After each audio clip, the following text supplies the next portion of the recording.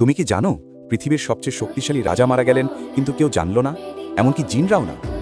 সুলেমান আলাইহিসসালাম। আল্লাহ তাকে দিয়েছিলেন এমন ক্ষমতা যা আর কাউকে দেননি। জিনরা তার আদেশে কাজ করত, বিশাল বিশাল পাথর বহন করত, গভীর সমুদ্রে ডুব দিত, মহাকাশের মতো উঁচু স্থাপত্য তৈরি করত।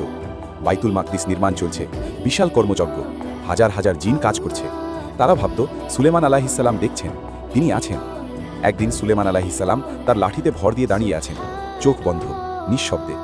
তিনি মারা গেছেন, কিন্তু লাঠি তখনও সোজা, তিনি তখনও দাঁড়িয়ে। জিনরা কাজ করছে, কেউ জানে না। দিনের পর দিন, মাসের পর মাস। তারপর একদিন লাঠিতে একটি ঘুন পোকা কাটছিল, ধীরে ধীরে, প্রতিদিন, প্রতি রাত। একদিন লাঠি ভেঙে গেল, সুলেমান আলাইহিসসালাম মাটিতে পড়ে গেলেন। সেই মুহূর্তে জিনরা বুঝল কতদিন আগেই তিনি চলে গেছেন। আল্লাহ বলেন, যখন আমি তার মৃত্যু ঘটালাম, একটি ঘুন পোকাই জিনদের জানিয়ে দিল। সে তার লাঠি খেয়ে যাচ্ছিল। যখন তিনি পড়ে গেলেন, তখন জিনরা বুঝল যে তারা যদি গায়েব জানত, তাহলে এই লাঞ্ছনাকর শাস্তিতে পড়ে থাকত না। সূরা সাবা, আয়াত 14। গায়েব শুধু আল্লাহ জানেন, জিন নয়, মানুষ নয়, জ্যোতিষী নয়। ভবিষ্যৎ শুধু আল্লাহর হাতে। এই গল্পটা শেয়ার করো, কমেন্টে লেখো আল্লাহু আকবার।